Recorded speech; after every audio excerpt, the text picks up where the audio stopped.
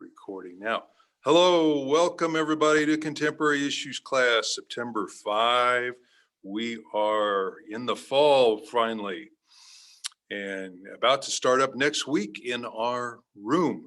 We'll be happy to be meeting in person and not just by Zoom anymore. So that will be a blessing. Okay, today we're going to talk about positive strategies for aging. Ron is going to share with us how to age gracefully. Not that any of us are getting older, but for those who are, well, this will talk about all aspects, including spiritual applications too. Hey, Steve, before we move into the lesson, you mentioned about Yes. meeting the church next Sunday. Isn't our mask still required or requested or whatever in the building? Yeah, I think I have to clarify that with them, but I think, yes, they'll be encouraged. But as a practical matter, when there's only a few folks in a classroom, they are taking off mask if they're distanced. So it's going to be whatever people are comfortable with once they're in the classroom, I think. We shall see. Okay. We are recording this today for future playback, and please mute yourself in the lower left corner of your screen. And any other announcements? Anybody got anything going on? There's going to be the grand opening for the fall next week here at St. Andrew. There's going to be tables with information and a bouncy ball thing and pony rides, maybe all these things in the parking lot. So hope you'll come see that from 11:30 to 2. I want to remind people that prime time is on Friday, and on the screen in the church it says sign up by the 1st of September. It's the 7th of September. So you can still call in and, get a reservation. Yes, where Larry and Carly are singing. That'll be neat. Okay. All righty, Ron. Tell us how to age gracefully. Okay, let me go to share screen.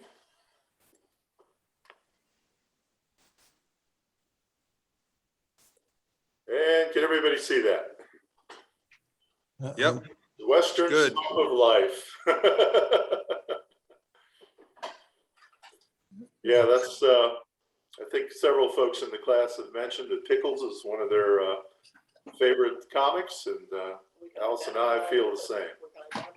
So that's one of their good ones. Read that one. Mixing up something with Preparation H. I reached for something from toothpaste a few months ago and had the wrong something. I'm not sure if it was Preparation H. Hydrocortisone cream, but it wasn't toothpaste, so that can happen. Yeah. Okay, let's see. Get back there. All right. What we've got here this morning was largely taken from 2 books, and I've got some. No, until he puts all the pictures on there, I can't get enlarged. Off my screen. You're off anyway. Whoops, there we go. Okay, so these 2 books are the ones that I drew upon most heavily for today's presentation. Jane Fonda, of course, is not a psychologist, but she did a remarkably good job. Whoops, my picture seems to have disappeared. There we go. But her book, which is now at least 7, 8 years old, has been by critics reviewed and said she did a good job pulling together and integrating a host of concepts. And so the book is very solid. And she does go into some delicate subjects and get into some personal detail. So I thought the book was very readable and very, very positive. Okay, the other book, 7 Strategies for Positive Aging by Robert Hill. His book has tremendous overlap with hers, as you would expect. He found his chapter outlines and whatever parallel her book quite closely. I just thought she had a little more spice in her storytelling compared to his. Both of these authors mention the work of Viktor Frankl. In fact, Pastor Mark said he thought that this book, Viktor Frankl's Man's Search for Meaning, is generally considered one of the top 20 books of the previous century. It's that important. He, of course, was a survivor of a concentration camp and gets into detail about what is the meaning of life. All right. Well, we're all getting older. Everybody ages the same, one day at a time, one day every 24 hours. But there's a certain fear of aging. We fear losing our health and our ability to care for ourselves, our ability to care for others. There's some functional loss. We can all see it. I've got glasses. I can't remember them. I can't remember things. I noticed my hearing probably has declined a bit. I really need to have that tested. But it's not easy getting old. And here was a comic book from the 60s where some of the Justice League members had aged a little bit through an evil guy that put an aging thing on them. Okay, there was also the song from the 60s or 70s by the rock group The Who. And we can see a picture of them. The song was called My Generation. And but it had one line in there that I think everybody remembers. I hope I die before I get old, talking about my generation. So we all listened to this when we were in our 20s or teens. And now the days have come. We are old. But I don't want to die. But I don't want to die. Before I get old. There was another song that deals with Viktor Frankl's book, The Meaning of Life. Peggy Lee sang a song, Is That All There Is? Does anybody remember this song? Sure. Yeah. Yeah. Ends up with, if that all there is, my friends, let's keep dancing. Let's break out the booze and have a ball. That's all there is. But at least the song focused your attention on what's the meaning of life and those sort of things. Okay, well, jumping back to Jane's book, she says one of the key things right in the early chapters is to continue to find meaning. Just because you had a lot of meaning in life when you were 16 or 36 doesn't mean you have the same meaning and the same aspects of it now, but you still need to find it. And you still need to always answer that question every day of life, really. Why am I here? What am I doing? But her advice was to slow down a little bit in your mental process, go deeper. Try to sort out what's really important from the irrelevant, and to learn to let go of what's no longer needed. That might mean cleaning out your bookcase a little bit. Alice would hope I'd do that. And looking at your spirituality, and even redefining spirituality. What is spirituality? What does it mean? And then Jane also recommends sitting back and being a little bit of an armchair quarterback and looking back at your life. She, of course, is most remembered for starring in Barbarella. At least that's the movie I remember most. But she felt it was good to slow down, think deeply, look back, and even review your life a bit and say, what did I learn from that? Again, there's Man's Search for Meaning. And the quote that most people draw from that book is Viktor Frankl's, if there's one summary sentence of that book, it's everything can be taken from a man, but one thing, the last of the human freedoms, to choose one's attitude in any given set of circumstances, to choose one's own way. So he said, even in the most desperate straits of the concentration camp, you still had the ability to control your attitude, no matter how miserable the things are. Is that happy? I've got a picture here of a kitty cat thinking about the meaning of life. Meaning of life is to purr and have a good nap in the warm sunshine. And then, of course, here is the picture of the famous Oracle at Delphi. Studied history and Greek history, but that's a question we have to face all of our life. It affects how we act, how we live, certainly our spirituality. And some of the things that help find meaning in our lives are to, number one, really help others. And I have found that doesn't mean necessarily going downtown and passing out peanut butter sandwiches. Well, that was a great thing. It is a great thing that our church does. But as we grow older, we find more of our helping has to focus on our own family. It could be a spouse, a significant other, grandchildren, but often it's a spouse, and often finding that we need to attend to each other's needs a little more as we get older. We can also have some of the higher ideals, making community, the world a better place. Although that seems to get a little harder to do when you get older. Again, slowing down and going deeper.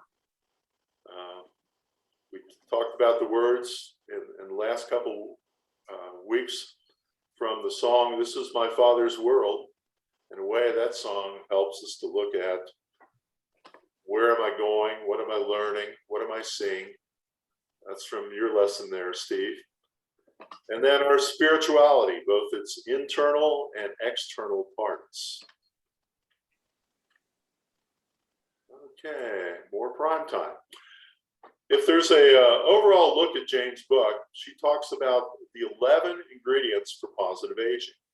She said there's two basic categories. There's the health set, and then there's the loving and staying connected set.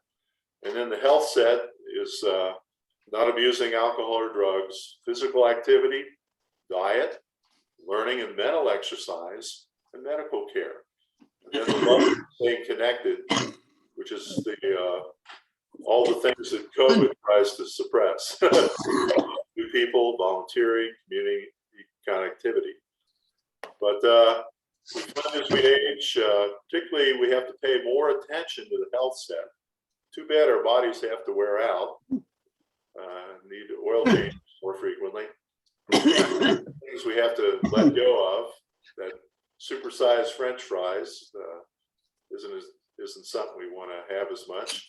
We certainly have to cut back on alcohol consumption, salt, sugar, and we certainly have to try to up our activities in certain areas, things like exercise. Okay, well, one of the first ones she looks at is avoiding abuse of alcohol and drugs.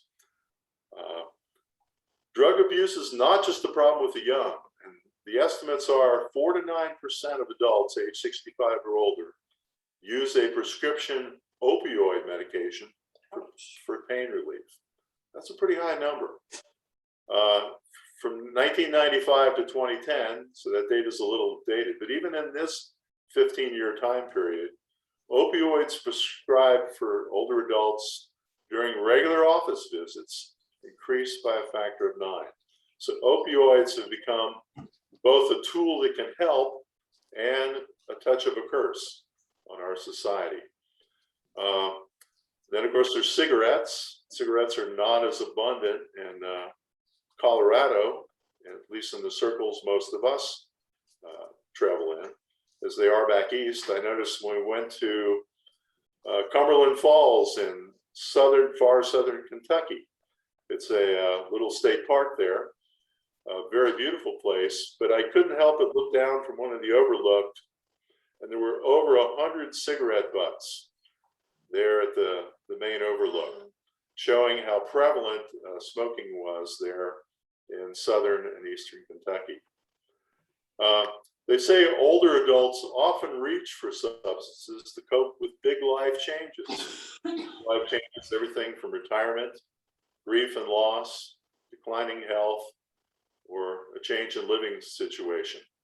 And it's fair to say, I think just about everybody is going to have to deal with some or all of these things as they age. But alcohol and prescription drug abuse affects up to 17% of adults. So there's probably some people in our circles that we know that are struggling with some alcohol problems or other things, drugs, whatever. Ann Landers, she's no longer writing her column. She was, of course, a fictitious name, but a real person. She said one of the things we have to do, and it's also reflected in the two books, some people believe holding on and hanging in there are signs of great strength. However, there are times when it takes much more strength to know when to let go and then do it. And this can pertain to something in her life. It can even be a person in her life, a job, a hobby, a habit. Sometimes we just need to recognize things and make some changes, even the things that have been around a long time. Jane, of course, has done some exercise videos and stuff. The peak of that was a good 20 years ago, but she definitely says you need to pay attention to your physical health the best you can. We all know when you walk or run, your muscles demand more oxygen and you help your cardiovascular system. And of course, science is finding more and more that your physical activity and exercise play an important role in keeping your mental health. And there's a picture of Jane. She met, this is right out of her book. She said, I was 72 and was doing my first workout DVD for boomers and seniors. Jane, by the way, is in her mid-80s right now. But she went back and did another DVD at age 72 for seniors and exercising. Oh, good for her. Yeah, good for her. Okay, and of course, we all know the physical benefits of activity. Helps our energy level, our stamina, our weight management, helps reduce stress, reduces our blood pressure, cholesterol. Alice just mentioned, I've got a picture there of our Supergirl, former next door neighbor, Supergirl. literally. So we can all be super people if we pay attention to our physical health somewhat. But it certainly does reduce the risk for almost every bad thing. Doesn't stop it, doesn't mean you won't have to deal with any of those things, but it can help. And of course, it can help with sex and other physical capabilities and options. Okay, other self-care fundamentals. Sleep. Probably all of us have had some greater difficulties with sleep than we did in our younger years. I know I've had to deal with it a little here. I'm trying to figure out why I'm having sometimes more trouble sleeping. Our diet, just about all of us can say I've got to do something to adjust my diet here and there. We got to find ways to control stress. By the way, they say that you've got to find the optimal stress level. It's not good to have zero stress. You don't want to be like the cat lying on a pillow with the feet in the air and the sunbeam all day, every day, with nothing to think about, no stress at all. We need some stress just to keep us alert, to keep life worth living. We can't spend all of our days sleeping and doing a cat nap. Also, self-care, it's not in her book, but clearly vaccinations. Most of us, if we looked at ourselves, would say, yeah, I'm glad I was vaccinated against polio, mumps, measles, rubella, smallpox, and COVID. I think I looked at my email a half hour ago, and I've got a relative who's on an anti-vax kick, saying that, look at the Amish, they haven't embraced vaccines and they're doing fine. But they've generally said that the World Health Organization says that vaccines save an estimated 2 to 3 million lives each year. And that's not just COVID, that's all the things. But that's a lot of lives saved. That's one of the greatest positive things that has come upon mankind in its history. Okay, intellectual stimulation. Time magazine had a full issue about a decade ago, where the American Medical Association did a study on 800 Catholic clergy over 65. And they found intellectual stimulation dramatically, not slightly, not moderately, dramatically helps sustain brain health. And so what are some of the things you can do to help brain health? Educational TV. All TV is not bad, particularly the educational TV, things that make you think, things that learning, that help learning and stimulate thinking. Reading is very, very good for you. Mind challenging games, museum trips, even going to dinner, seeing new places and trying new experiences and challenges. I want to stop and ask the class, what are some of the things you like to do for intellectual stimulation that you've found have helped you? Crafting, art. I will say artistic outreaches, crafting, sewing. You have to use your cognitive ability to do these things. And games. I enjoy computer games. So Bridge. Great. art games. Good. I like to read upside down. When I read at night before bed, I read for a while right side up, and then I turn it upside down and read a few pages that way. Oh, wow. Sounds funny, but I got better at it and can read slowly but steadily upside down. Oh, wow. And I think it's good for the brain. Actually, the Silver Sneakers instructors have told us that it's sometimes good to do things like walk backwards for a few steps or take a few backward dance steps or something in reverse, and it is good for the brain. Yeah, very He definitely. does that all the time. Vicky says I do backward dancing all the time. Some of us have been told our head's not screwed on straight. Yeah.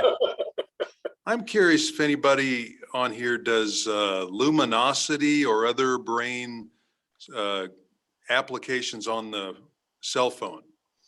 Don't know what that is. Anybody do that? Brain games on the cell phone? Is that Or the the- same as computer games? Yeah, no, it's where you get on a computer website and it takes you through puzzles and other brain challenging things. Sounds like something Nash would do. Yeah.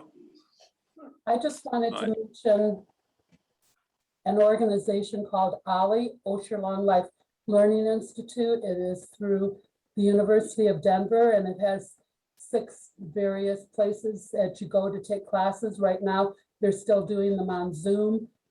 It starts in, let's see, not this week, next week. And there's still time to register. You can take as many classes as you want for $130. It is the best deal. We've been taking classes through Osher Long Life Learning OLLI for 10 years. And it's all taught by volunteers. There are some paid people. Ex-Governor Dick Lamb even taught classes through OLLI. And he was just amazing, giving of his time to that group.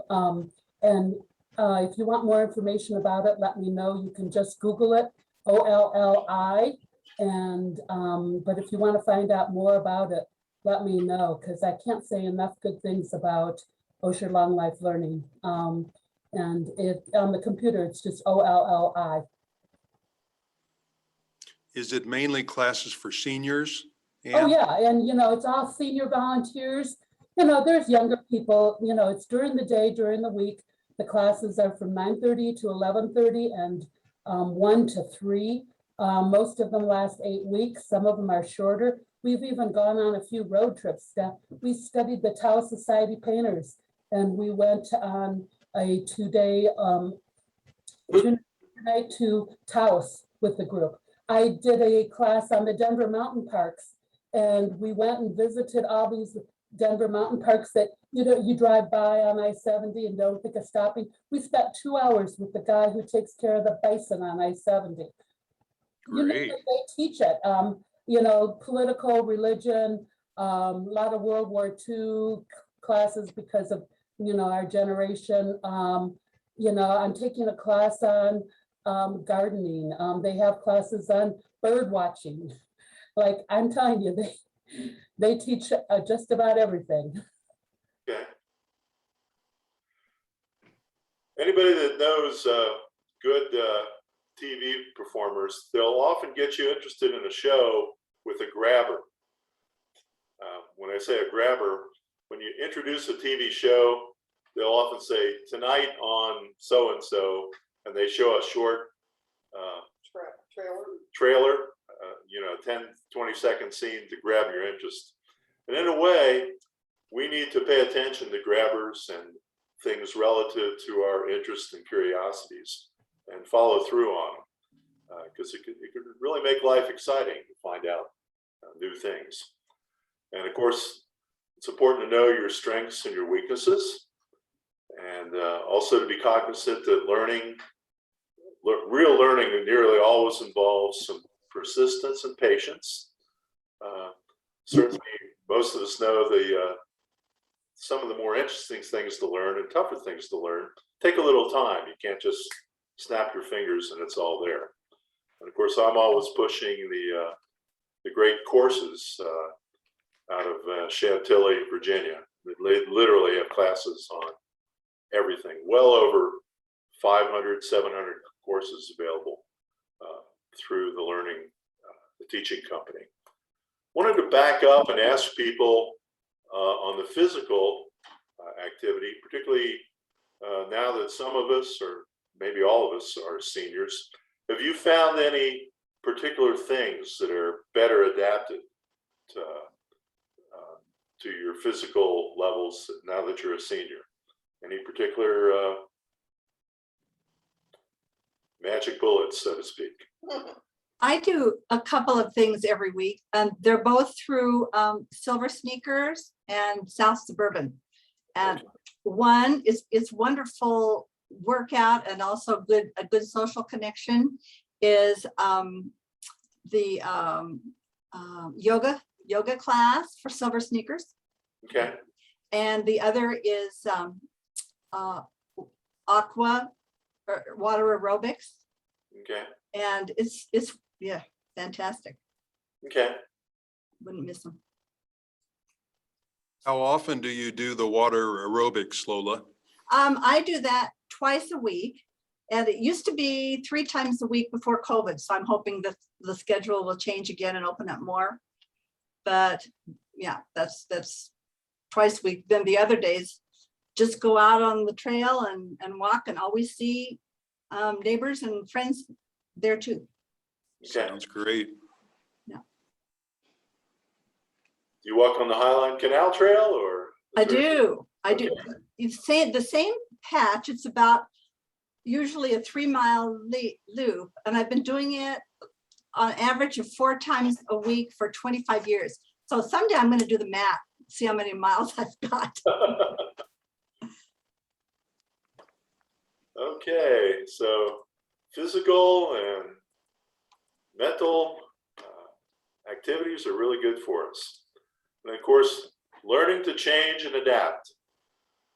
We need to see what resources we have available, mobilize them, make affirmative life choices, cultivate flexibility. Some people are known for their iron willpower. Someone told me my mom had had somewhat of an iron willpower, but it worked against her in her late 60s because she was getting older. She needed to change. Her kids had grown up and they were moving on and changing. And she wanted to, with iron willpower, keep life exactly like it was, and even deny some of the things, the physical changes that were happening in her body. She didn't want to give up on some things that had to be at least adjusted.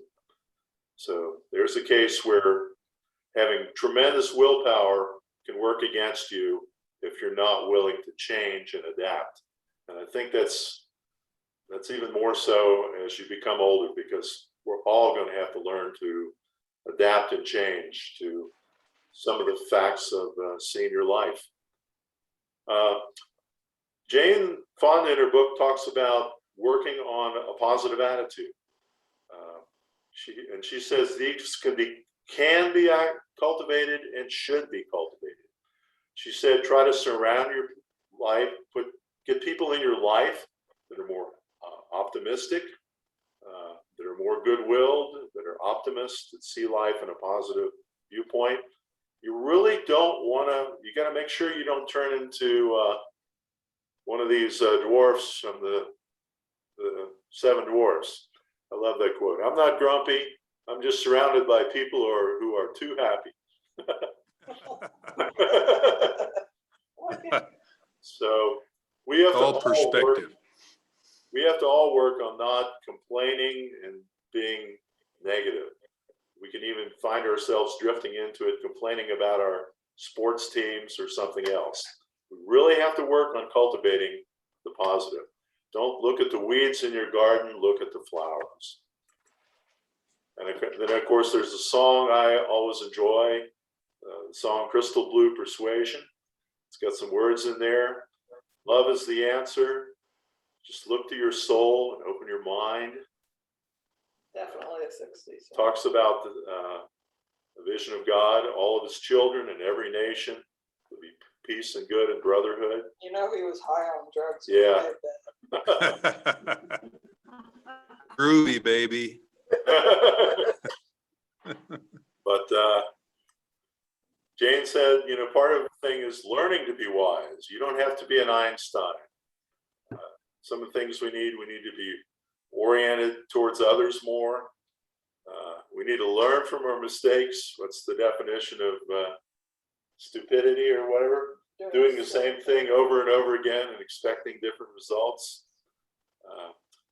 I remember talking with one fellow who was a Christian marital counselor, and he said he found that there were a lot of people going through divorce encounters that found the same problems in their second marriage, their third marriage, that they had in the first one. They were not dealing with some of their issues, and they were repeating their same mistakes again and again, and they were coming back to haunt them again and again. Also, another thing Jane says is you need to practice integrating information. In other words, look at problems from different sides. And you said, actually, they found you've got a little bit of an advantage as a senior citizen. You've seen life. You've seen more of life. You've been burned a few times. Most of us can point to at least a few things in life where you'll say, yeah, I remember getting, fooled by this. Fool me once, fool me twice. I won't be fooled by that one again. So we can learn, and wisdom does come with age often. Okay. Jane talks about love. And in fact, her book has a very solid chapter on love and then another chapter on sexuality. And I recommend the book. It's pretty good.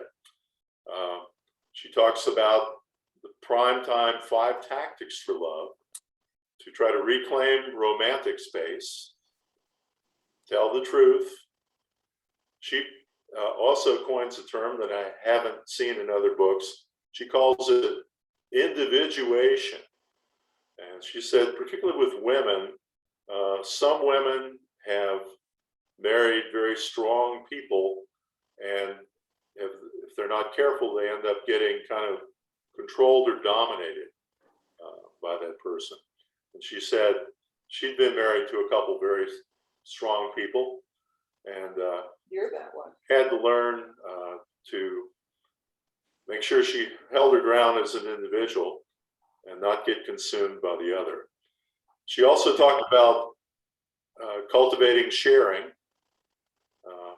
on all levels, intellectually, emotionally, physically, sexually, spiritually, and cherishing your partner, and becoming partners in health, and trying to help each other with their health. Okay, she does have a chapter on sexuality, and her book does have a good section on the medical and physical aspects of aging for both men and women, and recommendations on how to deal with some of the things that come with age. And she talks about some adjustments that can be made to compensate for age, about letting go of preconceptions and routines, and learning that you can change and you can still enjoy sexuality in your older years. She also talks about looking forward to the next generation, giving and generativity, she calls it, which is looking out for future generations, and caring about the big picture, developing as you grow older, more of a care about the country, humanity, and the planet, caring about things bigger than yourself. Okay. She also talks about making it a life choice to volunteer or help. Try to find things you can do where you can contribute, be it a church activity or some other area. And she also talks about sometimes it's time to give things up. Maybe something you were doing, like maybe you were a great tuba player, but maybe it's time to hang up the tuba. And she says, learn to change to something else if mismatched or losing zeal. And then she also talks about making sure you have a good undergirding of forgiving, making sure you're not a person holding grudges, a person that's hostile, angry, upset. She said, forgiveness is healing, especially forgiving yourself.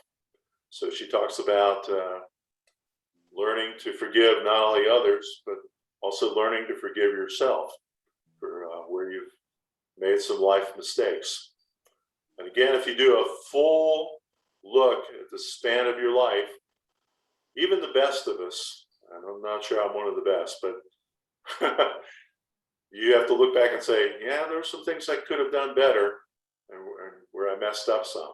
And maybe even as you look at yourself today, that you can say, well, there's some things I maybe need to change and things I need to get help for and even forgive myself for and change a bit.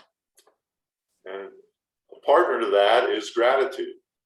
It's really important to be thankful for what you have.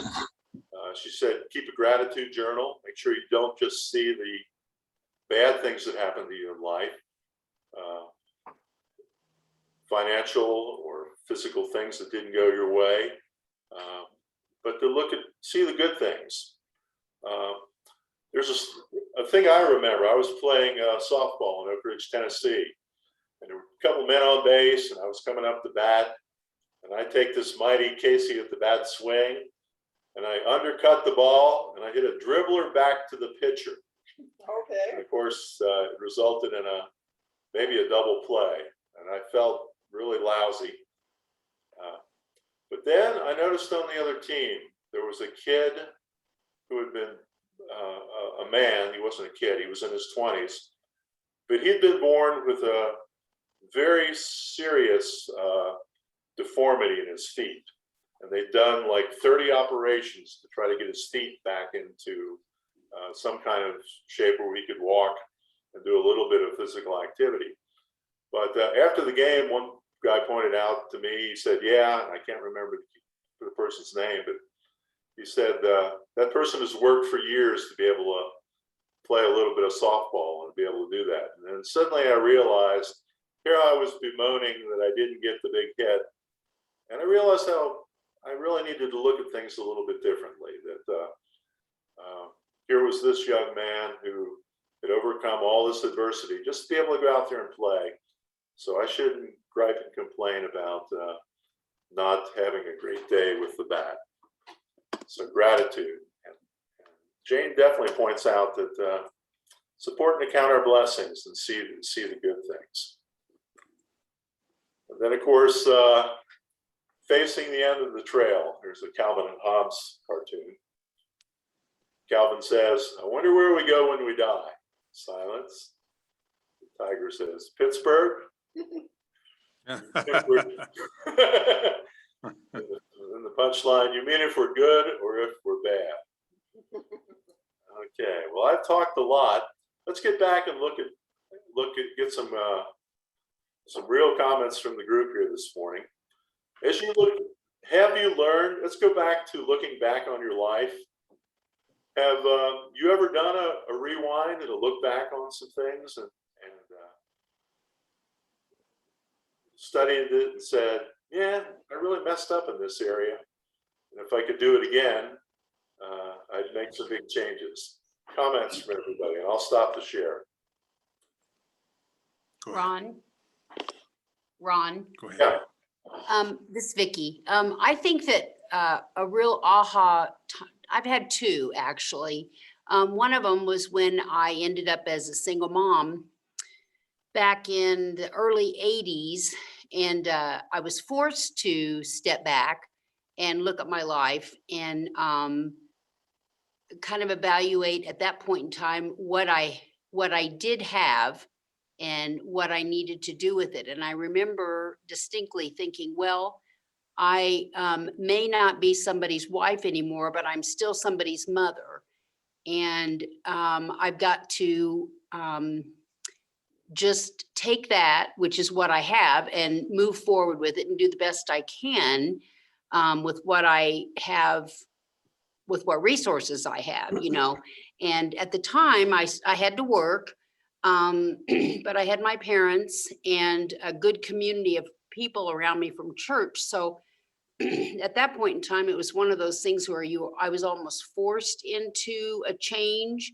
But I still think when you are put in a situation like that, and there's lots of situations in our lives where we're going to become like that. And as we get older, unfortunately, we're going to maybe end up finding one of these days that we're going to have to start over too without a spouse. You know, we're all going to get to those certain points without a parent, without a spouse, with, you know, where we have to stop, look at what we do have, and then move forward. And it wasn't easy. It was a hard task because in the middle of all that, you're broken because of what life has handed you, but you still have to, you know, that's the only way to go, is you have to just pick up where you are with what you have and move forward.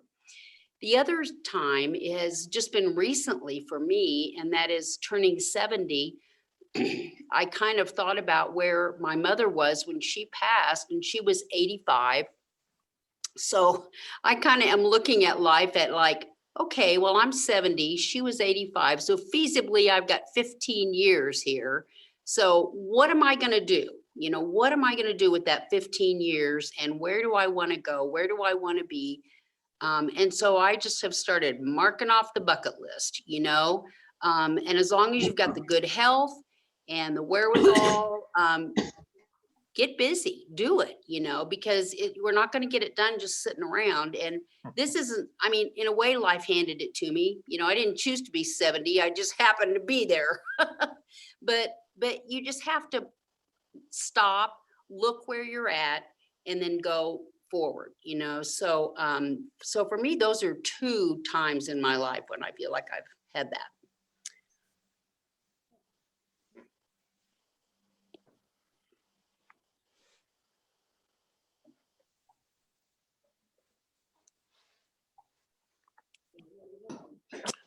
Ron, did Jane Fonda reflect at all in the book about her Vietnam experience where she sat in the North Vietnamese tank and regretted that decision?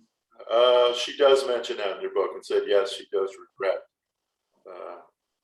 She, of course, she's had 3 marriages, and she was married to, her second marriage was a guy who was very much a California activist.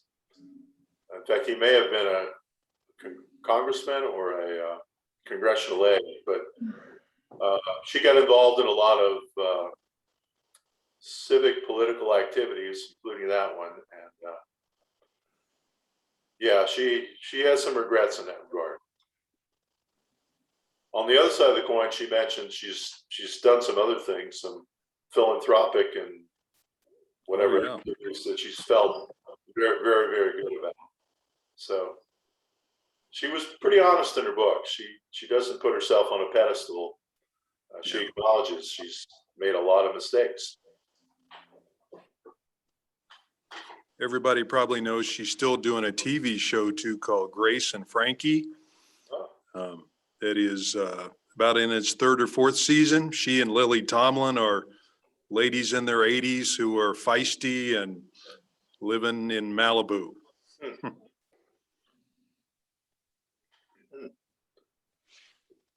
Wasn't aware of that.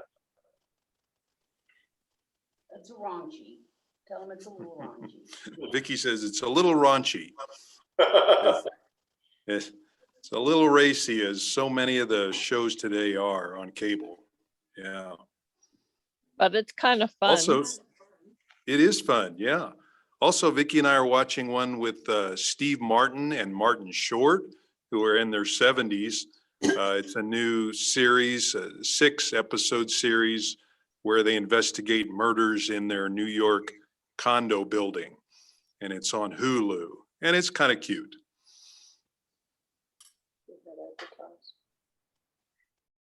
Steve, what is the name of that one? The one with Steve Martin? Yeah.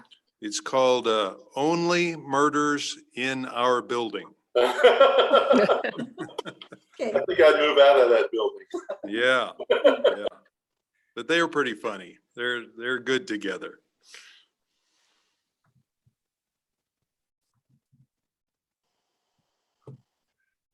Looking at the meaning issues, you know, it's sometimes tough to find a balance. What do you live for when you get up every day? You come to a realization that you're not going to dramatically change the world. You have to do things on a small scale. I said to one person, sometimes I felt like I was one of those little pet water turtles, and I was trying to push the Titanic in a different direction. And at the same time, it feels good to try to do something, you know, to help out, to volunteer. But you got to have a certain level of realization that you're not the only fish in the sea.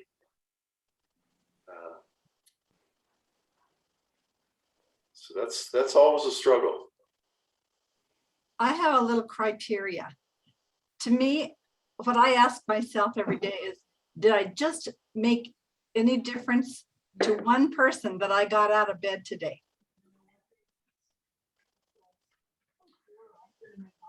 Good thought.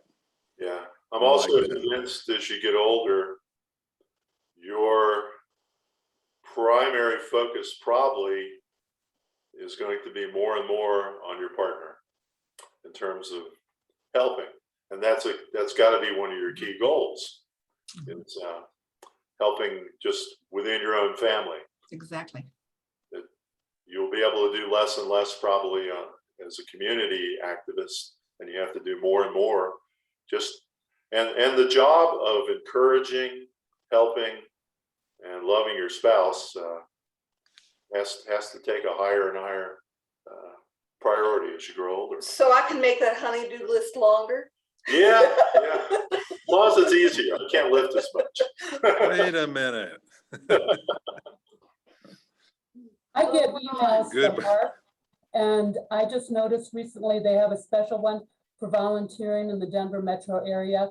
Granted, there's enough at St. Andrew to keep you busy too, but you know, if you want to find out about new ideas of how to volunteer, I couldn't believe all the suggestions that ARP did have.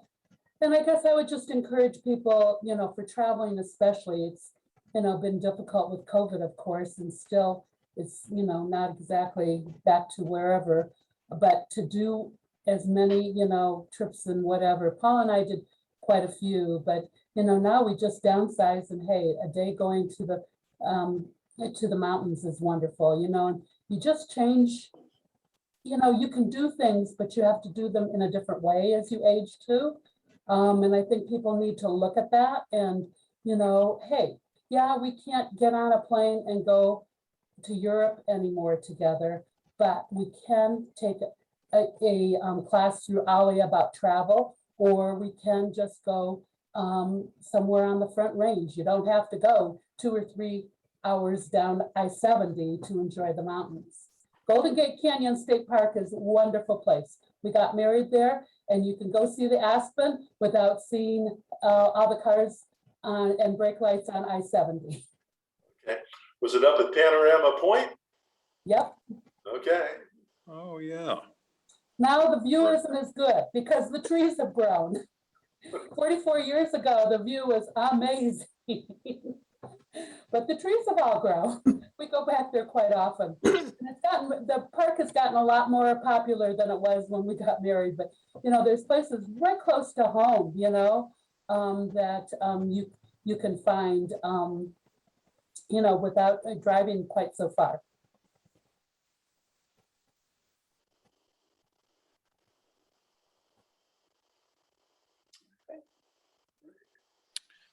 Good thoughts, and thank you. Anybody else have any reflections on things that are helping them as we're in these prime time years? Approaches, be they for physical, mental, attitude, whatever. You know, I think getting together with friends, being at church or dinner, or you know, Ron likes to play his trombone in a band. We're starting Sisters again. Visiting with friends, going out to dinner and concerts. Just, it doesn't have to be big things. It's just a goal, maybe a small thing for a day. You know, in the morning, I like to think, well, what do I need to do today? What's my goal? I need to fold the towels. You know, it's not big, but you know, just small things in your life. It makes a difference.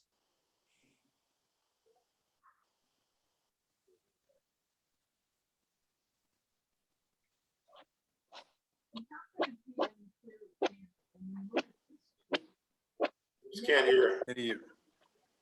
Not sure where that's coming from, but Ron, speaking of the great courses, I just signed up for the great courses videos on cable TV. There's a new cable channel, maybe some of you have seen, called Wondrium, WONDRIUM, Wondrium, that is out there, and it's $20 a month, but it's all the great courses, classes on video, and you can just watch as many as you want. Wow. And you can cancel anytime you want. So I'm watching one on learning French right now. And but there's on religion and music, and you know, it's like the DVDs that you get when you buy the great courses, but they're just all on a TV channel. Oh, wow. So if anybody's interested, search for that, Wondrium. Huh. Don't wonder. So it's the word one spelled out. no, WOND, like wonder, Wondering. like I wonder what's going on. WONDRIUM. Okay. And if it's not on your cable TV package, it's probably on your computer available Okay. anywhere. Yeah. But it's the whole universe of great courses.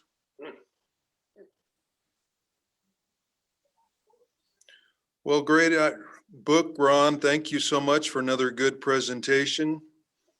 Any other books or resources you advise on this topic?